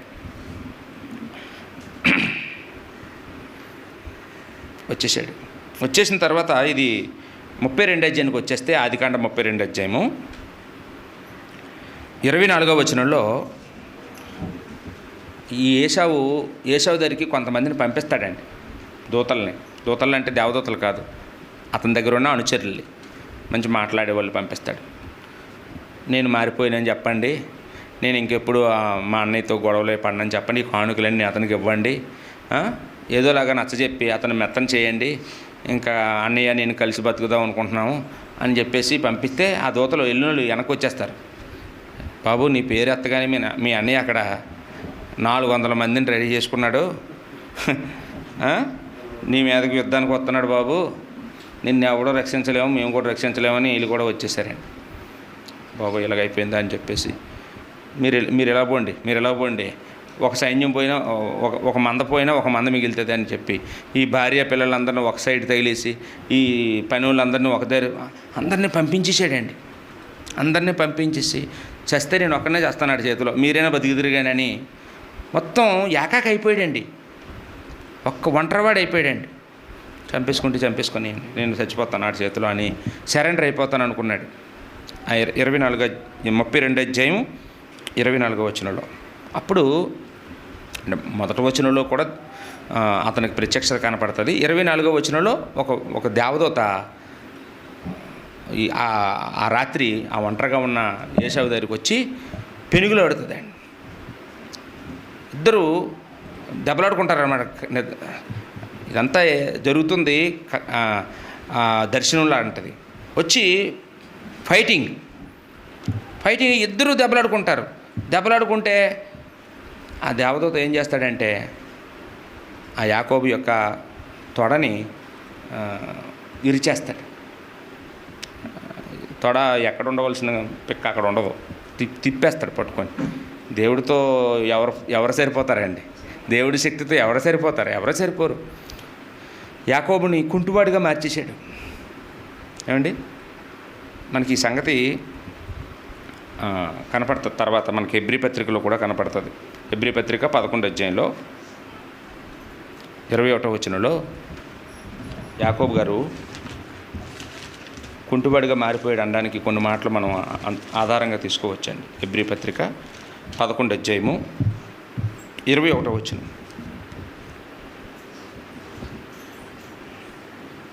విశ్వాసం బట్టి యాకోబు అవసాన కాలమందు యోసేపు కుమారుల్లో ఒక్కొక్కరిని ఆశీర్వదించి తన చేతికర్ర మొదల మీద ఆనుకొని దేవునికి నమస్కారం చేసెను. ఏంటండి, ఎప్పటి వరకు బతికాడండి యాకోబు గారు? మనవడిని ఆశీర్వదించే వరకు బ్రతికాడు కదా. ఎవరండి వాళ్ళు? ఎఫ్రాయిము, యోసేపు కుమారులు. ఆ ఎఫ్రాయిముని ఆశీర్వదించాడు. ఆశీర్వదించినప్పుడు చేతిలో ఏముందండి? కర్ర ఉంది. కర్రని పక్కన పెట్టి మామూలు నిలబడలేదు, కర్ర మీద ఆనుకొని ఉన్నాడు. కర్ర లేకపోతే నిలబడలేడు. అంటే అది వృద్ధాప్యం వల్ల అనుకోవచ్చు, కానీ దేవుడు అతన్ని కొట్టాడండి. అతని తొడ మీద కొట్టాడు. మనకు ఆదికాండంలో కూడా ఆ సంగతి కనపడుతుందండి. చూడండి 32వ అధ్యాయము, ఆదికాండం 32 25వ వచనం అండి.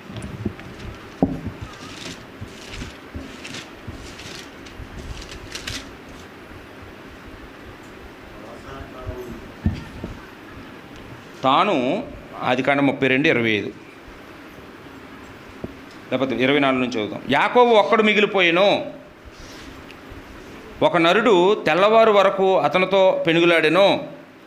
తాను అతను గెలవకుండాటు చూచి, ఏంటి ఎంతసేపు పెనుగులాడినా గెలకపోతున్నాడట వచ్చినాడు.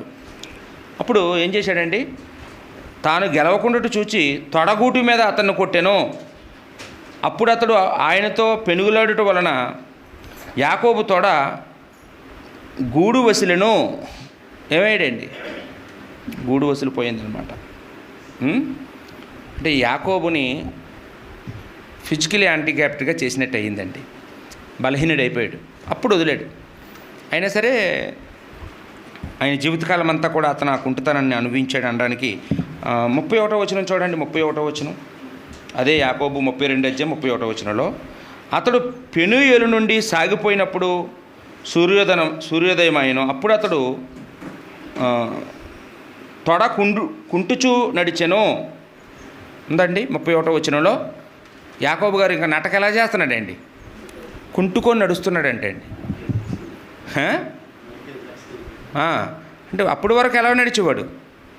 మామూలు నడిచేవాడు. ఎప్పుడైతే తొడ విరిచేశాడో దేవుడు కుంటుతూ నడవడం మొదలుపెట్టాడండి.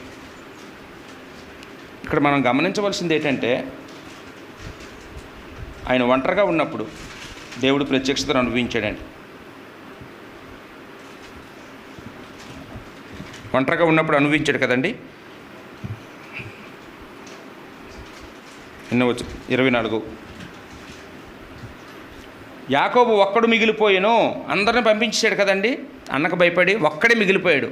ఒక్కడే ఉన్నప్పుడు అందరినీ కోల్పోయాడు. ఇప్పుడు తల్లికి దూరం అయిపోయాడు, తండ్రికి దూరం అయిపోయాడు, అటు మామగారికి దూరం అయిపోయాడు, వచ్చిన ఆస్తి ఐశ్వర్యం అందరినీ పంపించేశాడు, భార్యలు పంపించేశాడు, పుట్టిన 11 మంది సంతానాన్ని పంపించాడు. అందరిని పంపించేసి ఆ ప్రాంతంలో ఒక్కడు మిగిలిపోయాడు. అన్నయ్య వస్తే చంపేసుకోమను, చచ్చిపోతానని. దేవుడు అలాంటి సమయంలో యాకోబుకి ప్రత్యక్షతనిచ్చాడండి. బైబిల్ మనకి ఏం చెప్తుందంటే, దేవుడు కూడానండి మనకు అందరూ ఉన్నప్పుడు మనకు తోడుగా ఉండడు. మనల్ని అందరూ విడిచిపెట్టేసినప్పుడే మనకు తోడుగా ఉంటాడండి. మనం ఒంటరిగా ఉన్నామని మనం ఫీల్ అవుతుంటాం, కానీ దేవుడు నిన్ను విడవనో నిన్ను ఎడబాయను అన్నట్టు దేవుడు తన ప్రత్యక్షత మనకి ఇస్తాడు. మీరు చూడండి, మోషేకి దేవుడు ఎప్పుడు ప్రత్యక్షమయ్యాడండి? ఏమండి, దేవుడు మోషేకి ఎప్పుడు ప్రత్యక్షమయ్యాడు తెలుసా? ఐగుప్తులో ఫరో కుమార్తె ఉన్నప్పుడా? ఆ ఫరో ఇంటిని వదిలిపెట్టి ఆ మిద్యాను దేశానికి వెళ్ళిపోయి అక్కడ గొర్రెలు కాపరగా ఎక్కడో కొండల దగ్గర గొర్రెలు కాసుకుంటున్నాడు అక్కడను. ఏమండి, ఎవ్వరు లేరు, అన్నీ పోయాయి. ఐగుప్తు పౌరుషత్వం అన్నీ వదులుకున్నాడు. అక్కడ ఏమీ లేవు, ఒంటరివాడు అయిపోయాడు, ఒక దీనుడిగా, ఒక రిక్తుడిగా ఉన్నాడు. అప్పుడు పొదల్లో నుండి దేవుడు ప్రత్యక్షమై ఆ ఒంటరిగా మిగిలిపోయిన మోషేతో మాట్లాడాడండి. దేవుని ప్రత్యక్షత ఎప్పుడు కూడా నాకు ఇంకెవ్వరు లేరు, నేను ఒంటరివాడిని అన్నప్పుడు ఖచ్చితంగా దేవుడి ప్రత్యక్షత ఉంటుంది. ఇక్కడ యాకోబుకి కూడా అలాంటిదేనండి. మీకు తెలుసో లేదో, యోబుకి కూడా దేవుడు ఎప్పుడు మాట్లాడాడో తెలుసా అండి? అన్నీ కోల్పోయిన తర్వాతే. చూడండి, యోబు గ్రంథం 42 అధ్యాయం. యోబు గ్రంథం 42 అధ్యాయము 5వ వచనం.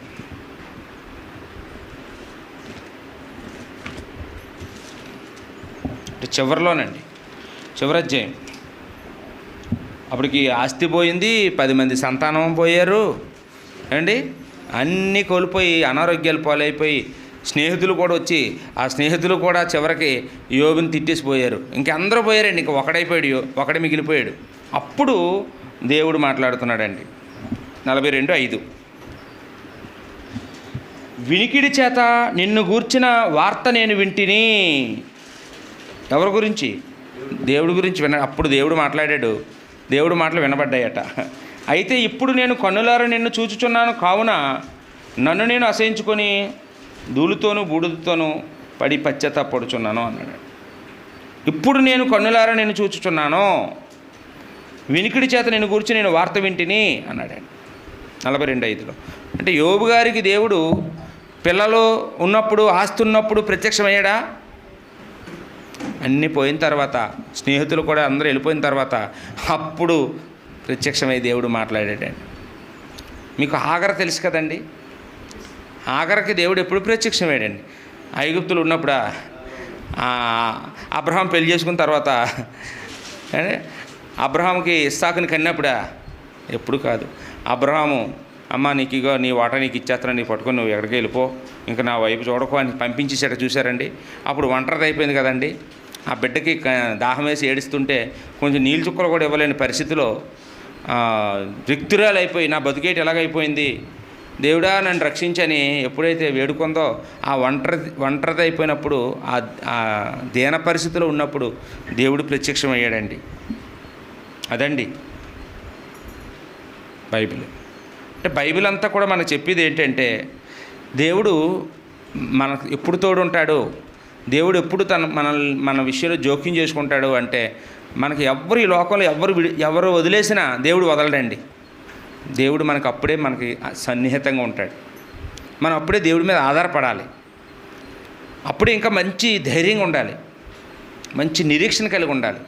బైబిల్లో భక్తులందరికీ కూడా దేవుడు ఇంకే నా పని అయిపోయింది అన్నప్పుడే దేవుడు ప్రత్యక్షమయ్యాడు. దావీదుకి కూడా అంతే. దావీదు కూడా అలాంటి ఎనిగేది పర్వతాలు ఇవన్నీ తిరిగి తన సైన్యమే తనకు వ్యతిరేకం అయిపోయినప్పుడు కూడా దేవుడికి ప్రార్థన చేసుకుంటే, అలాంటప్పుడు దేవుడు అతనికి ప్రత్యక్షమయ్యాడు. యాకోబు విషయంలో కూడా అదే జరిగిందండి. ఎప్పుడైతే దేవుడు పెనుగులాడి యాకోబు తొడ విరగొట్టాడో, యాకోబుకి ఏమైందండి? బుద్ధి వచ్చిందండి. అంటే ఒక దెబ్బ కొట్టడం దేవుడు. ఏంట్రా నువ్వు ఇలాగాని, ఇప్పుడు దాకా ఇంతేనా, నువ్వు ఇంకా మారవా, ఈ పిరికితనం పోదా ఏంటి, ఎప్పుడు అదే పిరికితనమా? ఆ రోజు తండ్రిని మోసం చేసినప్పుడు, అన్న కత్తి పట్టుకున్నప్పుడు, ఆ రోజే వెళ్ళి కాలు మీద పడిపోయి ఉంటే ఎలా ఉండండి? అనియా తప్పు చేశాను, నేను చేసిన తప్పే, అమ్మ చెప్పిందని చేశాను, నేను ఇంకా నువ్వు చంపేస్తే చంపే, నువ్వు నా అన్నయ్య, నీకు హక్కు ఉంది, నువ్వు నా తండ్రి తర్వాత నువ్వు నాకు తండ్రి లాంటి వాడివి, నేను నిన్ను మోసం చేశాను, నాన్నని మోసం చేశాను, దేవుణ్ణి మోసం చేశాను, నేను చేసిన తప్పు అన్నాడంటే ఆ రోజు స్టోరీ ఇంకోలా ఉండండి. ఏమండి, అన్న ఒక్కడిని చూసి పారిపోయాడండి. ఇప్పుడు ఎంతమంది వస్తున్నారు ఏమండి? 400 మంది వస్తున్నారండి. 400 మంది వస్తుంటే ఇప్పుడైనా సరే సక్రమంగా ప్రవర్తించాడా? మీరు ఎలా పోండి అని ఇంకా ఇంకా ఇంకా ఎస్కేప్ అవ్వడానికే చూస్తున్నాడు, ఇంకా ఇలా అందరిని కాపాడడానికి చూస్తున్నాడు. దేవుడు ఎప్పుడైతే దెబ్బ కొట్టాడో మార్పు వచ్చేసింది అతనిలో. అందుకే మనకు పెద్దలో మాట అంటారు, మంచి మనిషికో మాట, మంచి గొడ్డుకో దెబ్బ అని. ఏమండి, ఒక దెబ్బ దేవుడు కొట్టినప్పుడు మనకు బుద్ధి రావాలండి. యాకోబుకి ఎక్కువ దెబ్బలు కొట్టలేదు, ఒక దెబ్బ కొట్టాడు. ఒక్క దెబ్బతోనే యాకోబు జీవితాన్ని మార్చేశాడండి దేవుడు. చూడండి, ఆదికాండం 33 అధ్యాయంకి మనం వెళ్దాం. ఆదికాండం 33 అధ్యాయంలో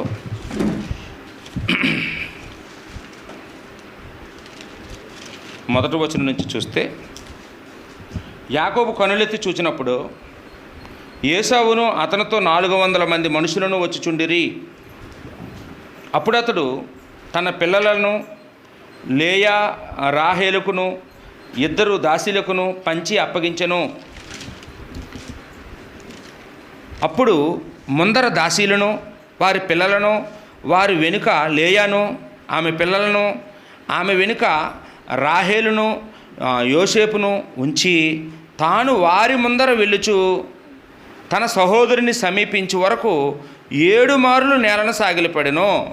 ఏం చేశాడండి? ఇంతకుముందేమో మీరు అలా వెళ్ళిపోండి, మీరు ఎలా వెళ్ళిపోండి అని అందరినీ పంచేశాడు. ఇప్పుడు మాత్రం మీరు ఎక్కడికి వెళ్ళక్కర్లేదు, మీరందరూ నా వెనకాతల లైన్ కట్టండి, నేను మీ అందరికి ముందు నడుస్తాను. ఏమొచ్చిందండి? పిరికితనం పోయింది, ధైర్యం వచ్చిందండి. ఇంకా భయపడితే దేవుడికి ఒకరికే భయపడాలి, ఎవరికి భయపడకూడదు. ధైర్యం తెచ్చుకున్నాడండి. తర్వాత ఏం చేశాడండి? 7 సార్లు సాగిలు పడ్డాడట. అన్నయ్య ఎదురుగా వస్తుంటే ఏం చేశాడు? రొమ్ము విరుచుకొని అడ్డం మానేసి, తగ్గితే తప్పేముంది, తగ్గుతాను, తగ్గించుకుంటాను, మా అన్నయ్య కదా, కొడితే కొట్టనే, తిడితే తిట్టనే, ఏం చేస్తాడు చేయని, నేనే తగ్గించుకుంటాను. ఏంటది? తగ్గిపోయాడండి, సాగిలు పడ్డాడు. సాగిలు పడ్డం అంటే తిన్నా పడుకొని దండం పెడతారు కదండి, సాష్టాంగం అదండి. అక్కడ నుండి దూరం నుంచి చూస్తున్నాడు, కత్తిలట్టుకొని వస్తున్నాడు 400 మందితో. అతను చూసి నేల పడుకుంటూ దండం పెట్టడం చూస్తున్నాడు. ఏమైందండి? అప్పుడు ఏసావు అతన్ని ఎదుర్కొని పరిగెత్తి అతను కౌగిలించుకొని అతని మెడ మీద పడి ముద్దు పెట్టుకునను. వారిద్దరూ కన్నీరు విడిచిరి. ఏంటండి? 20 సంవత్సరాలు బట్టి సాధించలేంది ఒక్క క్షణంలో తగ్గించుకోవడం వల్ల సాధించాడండి. పగ ఎన్ని సంవత్సరాల పగ ఇది? 20 సంవత్సరాల పగ పెరిగిపోయింది. 400 మందిని తీసుకొచ్చి ఒక్కడిని చంపేయడానికి వస్తున్నాడంటే, అలాంటి కోపిష్ఠుడు ఒక్క క్షణంలో ఇతని ప్రవర్తన చూసి మారిపోయాడండి. చంపేయాలనుకుని వచ్చినోడు కౌగిలించుకున్నాడు. ఏంటండి ఇతనిలో ఏం మార్పు వచ్చిందండి? అప్పటి వరకు ఎటు పారిపోదామా అని ఎత్తులేసాడు, కానీ మోకాళ్ళు వేద్దాం లేదా సాష్టాంగ నమస్కారం పెడదాం, అన్నకు లోబడిపోదాం అనే ఐడియా రాలేదండి. ఈ ఐడియా 20 ఏళ్ళ కిందటే వచ్చి ఉంటే అప్పుడే అతని జీవితం ఇన్ని కష్టాలు పడేవాడే కాదు. మొత్తానికి ఏమైందండి? దేవుడు ప్రత్యక్షమైన తర్వాత యాకోబు జీవితంలో ఏమొచ్చింది? మార్పు వచ్చింది. ఇంకా అబద్ధాలు ఆడడం మానేశాడండి, మోసాలు చేయడం మానేశాడు, భార్యలిద్దరినీ సమానంగా ప్రేమించాడు. అప్పటి వరకు లేయా అంటే ఇష్టం లేదు ఏమండి, ఇప్పుడు మాత్రం రామ నువ్వు నా భార్యవే, నువ్వు పెద్ద భార్య, నువ్వు ముందు నిలబడు అని, తర్వాత నీ పిల్లలు నిలబెట్టు, ఆ తర్వాత రెండో భార్య నువ్వు రాహేల్, నువ్వు ఎంత రెండో భార్య, నువ్వు ఎక్కడ నిలబడు, నీ పిల్లలు వెనకాల నిలబెట్టు. అలాగా భార్యని ప్రేమించడం మొదలుపెట్టాడండి. భార్యకి ఇవ్వాల్సిన గౌరవం భార్యకి ఇస్తున్నాడు, పిల్లలకి ఇవ్వాల్సిన గౌరవం పిల్లలకి ఇస్తున్నాడు, దేవుడికి ఇవ్వాల్సిన గౌరవం దేవుడికి ఇస్తున్నాడు, అన్నయ్యకి ఇవ్వాల్సిన గౌరవం అన్నయ్యకి ఇస్తున్నాడండి.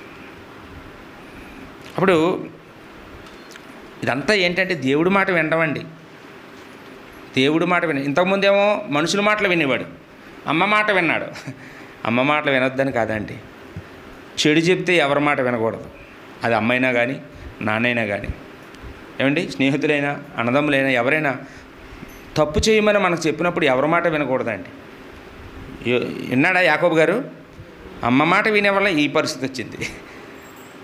ఇప్పుడేమో ఇంకా మనుషుల మాటలు వినడం మానేసాడండి.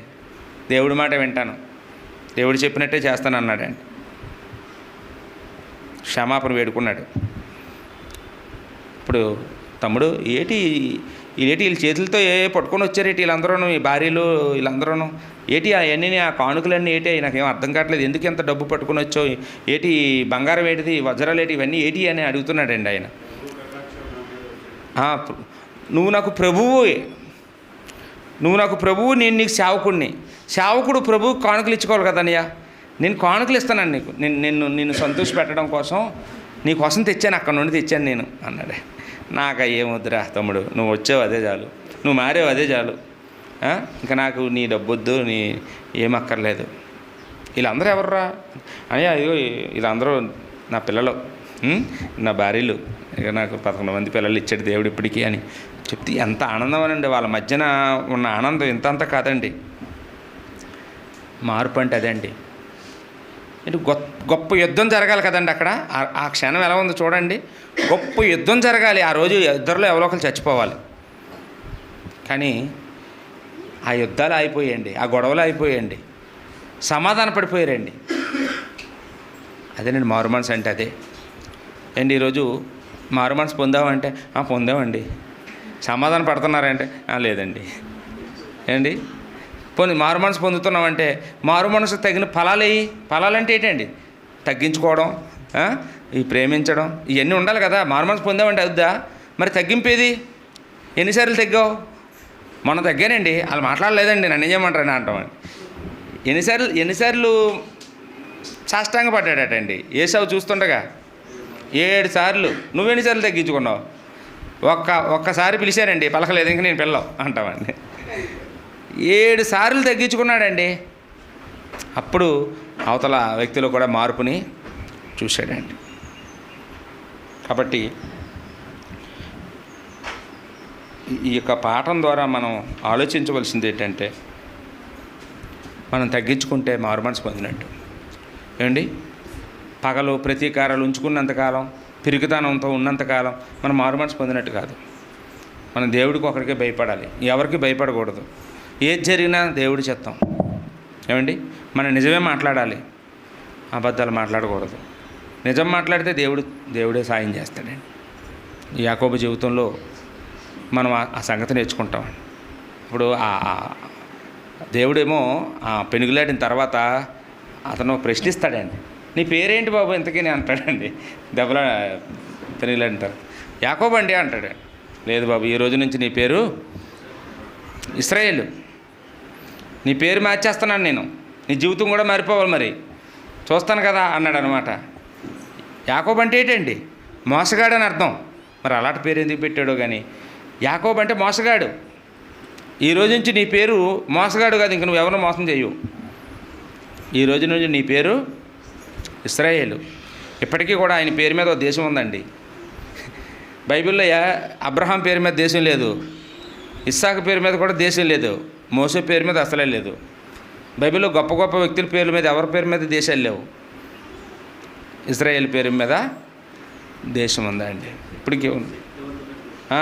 చిన్న దేశమే కానీ శక్తివంతమైన దేశం, ప్రపంచానికి గుర్తింపు తెచ్చుకున్న దేశం. ఏమండి, అంటే దేవుడు అలా ఆశీర్వదిస్తాడండి. మారు మనసు పొందితే అలా ఆశీర్వదిస్తాడు. అన్నిట్లో విజయమే. వ్యవసాయ రంగంలో అందరూ అక్కడికి వెళ్ళి నేర్చుకొని వస్తారు. ఇజ్రాయేల్ దేశంలోనే చిన్న దేశం, ఆ దేశాన్ని భూమి మీద లేకుండా చేసేద్దాం అనుకున్నాడంట ఒక ఆయనే పోయాడండి. 3 రోజులే చచ్చిపోయాడట. ఆ దేశాన్ని తీసేద్దామని ఒక అతను శపథం చేశాడట, రాజకీయ నాయకుడు. భూమి మీద లేకుండా పోయాడండి. అంత శక్తివంతమైన దేశం అయింది. కారణం ఏంటంటే ఆ రోజు యాకోబుని దేవుడు, యాకోబు మారు మనసు పొందాడు. యాకోబుని అలాగే దేవుడు దీవించాడు. ఆ యాకోబు గర్భం నుండే యోధా పుట్టాడు. ఆ యోధా నుండే ప్రభు అయిన యేసుక్రీస్తు వారి లోకానికి వచ్చాడండి. ఆకాశానికి నిచ్చెన, ఎక్కుతూ దిగుతున్న నిచ్చెన ఎవరండి? మార్గం, పరలోకానికి మార్గం, నేనే మార్గం అన్నాడా? ఆ మార్గాన్ని రా బాబు నేను నీకు ముందుగా చెప్పాను. ఆ సంగతి చిన్న విషయం కాదండి. ఏంటి, యాకోబుకే చెప్పాడు. అయినా అప్పటికి గుర్తించలేదు. ఇంకా ఎప్పుడు అర్థమైందండి దేవుడు కరెక్ట్గా? ఎప్పుడు అర్థమయ్యాడండి యాకోబుకి? అంటే ఎప్పుడైతే దేవుడు వచ్చి తొడ ఎరగొట్టాడో అప్పుడు అర్థమయ్యాడండి. అంటే కొన్ని సందర్భాల్లో మనకు కలిగే దెబ్బలు కూడా మనకు బుద్ధి రావడానికి, అండ్ మనకు కొన్ని నష్టాలు వస్తాయి. అది మనకి మేలుకే. దానివల్ల మనం ఏదో మనం నీతి నేర్చుకోవాలి, గుణపాఠం నేర్చుకోవాలి. ఏమండి, మన లోపాన్ని దిద్దుకోవాలి, మారు మనసు పొందాలి. ఇందాక మనకి బాప్తిస్మం ఇచ్చిన యోహాను అదే కథ చెప్పాడు. ఇప్పుడే గొడ్డలి ఎక్కడుంది? చెట్టు వారన ఉంచబడింది. ఇంతకుముందు కాదు. ఇప్పుడు ఆ కాలంలో, యాకోబు కాలంలో కాదు, ఇప్పుడే ఉంది. ఆదాము కాలంలో కాదు గొడ్డలు ఉండేది. ఎక్కడుంది? ఎప్పుడుందమ్మా? ఇప్పుడే ఉంది అన్నాడండి. కాబట్టి మనందరం కూడా మారు మనసు అర్జెంటుగా పొందకపోతే ఏమవుతుందండి? ఆ గొడ్డలు ఏం చేస్తుంది? నరికేస్తుంది, ఆ చెట్టుని అగ్గిలో వేసేస్తుంది. కాబట్టి మనం ఇప్పుడు మారు మనసు పొందవలసిన అవసరత ఎంతైనా ఉంది అనుకుంటారు చాలామంది. ఇది కృపకాలం అండి, ఇప్పుడు ఏం చేయడండి దేవుడు, ఇప్పుడు దేవుడు క్షమించేస్తుంటాడు మనం ఎన్ని చేసినా అనుకుంటూ ఉంటాం. కానే కాదు. ఇప్పుడే మనం గొడ్డలి చెట్టువారిని ఉంది. పాత నిబంధనలో నిజంగానే ఎవరైనా చిన్న తప్పు చేస్తే వెంటనే వాళ్ళకి శిక్ష వేసేవారు. కానీ ఇప్పుడు వెంటనే శిక్ష కనపడకపోవచ్చు, కానీ ఇప్పుడే పెద్ద ఉగ్రత. ఇప్పుడు తండ్రి ఉన్నాడు, చిన్న పాప తప్పు చేస్తే చిన్న రవ్వ తీసుకొని ఒక దెబ్బ వేస్తాడు, అది 5 నిమిషాల్లో నొప్పి తగ్గిపోద్ది. అలా కాకుండా ఒక్కొక్క రవ్వ తెచ్చి మూల దాస్తున్నాడు. ఒక 100 రవ్వలు అయిన తర్వాత కట్టగట్టి ఒకేసారి కొట్టాడండి, ఏమవుతుందండి? ఏంటి లెగ్గలం ఇంకా? కాబట్టి ఇప్పుడు గొడ్డలి చెట్టువారను ఇప్పుడే ఉంది. అప్పటికంటే మనం త్వరగా మారాలి. అప్పటికంటే వేగంగా మారు మనసు పొందాలి. మారు మనసుని నిర్లక్ష్యం చేయకూడదు. వాక్యం విన్నంటనే మన జీవితాన్ని మార్చుకోవాలి, మన లోపాలు తెలుసుకోవాలి. దేవుడికి నచ్చినట్లుగా మనం జీవించడానికి ప్రయత్నం చేయాలండి. ఈ వాక్యాన్ని బట్టి నేనైతే చాలా విషయాలు నేర్చుకున్నాను. అలాగా మనందరం కూడా మారడానికి ప్రయత్నం చేద్దామండి. వాక్యాన్ని ఓపికగా మీ అందరికీ నా వందనాలు తెలియజేసుకుంటూ ముగిస్తున్నానండి. బ్రదరు.